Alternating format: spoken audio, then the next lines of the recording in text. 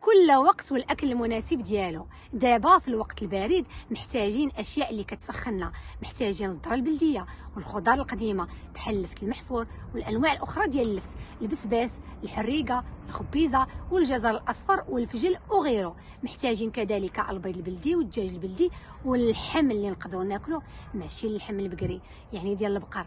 محتاجين اللحم الغنمي البلدي الطبيعي وماشي اللحم ديال المعزه، لان اللحم ديال المعزه كيبرد وكينعش، حيت كنقدروا ناكلوه فصل الربيع وفصل الصيف. بمختصر المفيد، اللحم اللي نقدر ناكل دابا هو اللحم الغنمي الطبيعي اللي كياكل غير ما خلق الله، بحالي انا. اللحم الغنمي البلدي كيسخن في هذا البرد هذا وكيعطيك طاقه نظيفه سبحان الله. طبيعه الحال ما كناكلوش اللحم وحنا عندنا التهابات في الجسم ديالنا وعندنا مشاكل ديال الكبده والمعده وغيره. الخروف البلدي سبحان الله العظيم في التربيه ديالو ما فيهش الريحه، وفي الطياب ديالو ما فيهش الريحه ديال الزفاره، وفي المذاق ديالو ما فيهش داك الشحمه اللي كنا كنشوفوا في اللحم الرومي. انا بطبيعتي فصيله الدم ما كنقدرش على اللحم واصلا ما كنبغيش بزاف، لكن مع اللحم الغنمي ديال الخروف البلدي كنستمتع الحمد لله وبدون اضرار جانبيه. الحال ما كناكلوش يوميا. نشجعوا تربيه الخروف البلدي، راه كياكل غير اللي قسم الله. ما تفوتوش الفيديو القادم باذن الله، لانني غنشارك معكم